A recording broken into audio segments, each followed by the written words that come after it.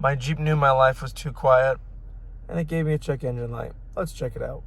I've got my cheap little OBD2 scanner here to check the code. So you can see, check those codes. It looks like there's one pending and one fault code. So the first one is P0520, and then the second one, which is the pending, it just shows the pending. And I noticed driving the whole way home, this gauge never moved, not whether I was on the highway or on back roads, constant at 96, so something seems suspect.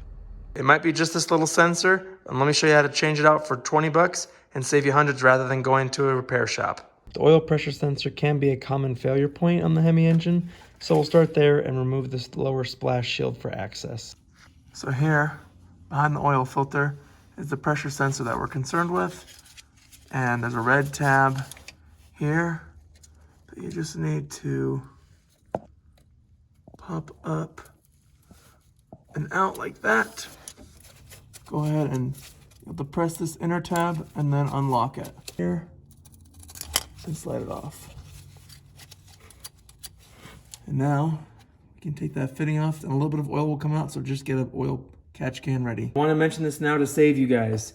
So here's the sensor you're going to need to remove. It's 27 millimeter or 1 1/16, and you need a deep socket. That means all the way. So you can see here, this goes all the way down, whereas this socket, which is what most of you might have like from Harbor Freight, only goes half of the way down. So you can see, even though it's a deep socket, it will not fit. So make sure you have one that will accommodate the sensor fully. Otherwise, you will not be able to get this thing out. Oil pan ready. Hopefully I don't leak everywhere on myself. Okay, that was not tight at all.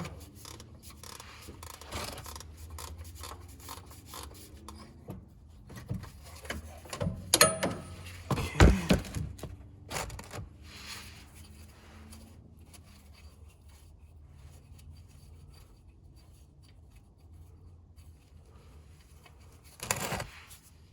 Huh.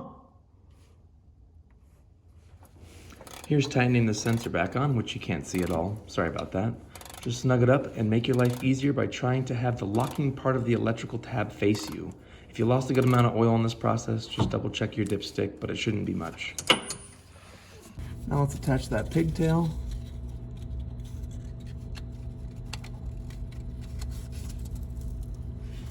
Make sure we hear a click. Okay. And now let's test it out, see if our check engine light is on, and also see if there's a leak. See if that fixed our issue. And look at that, oil pressure is looking like it should.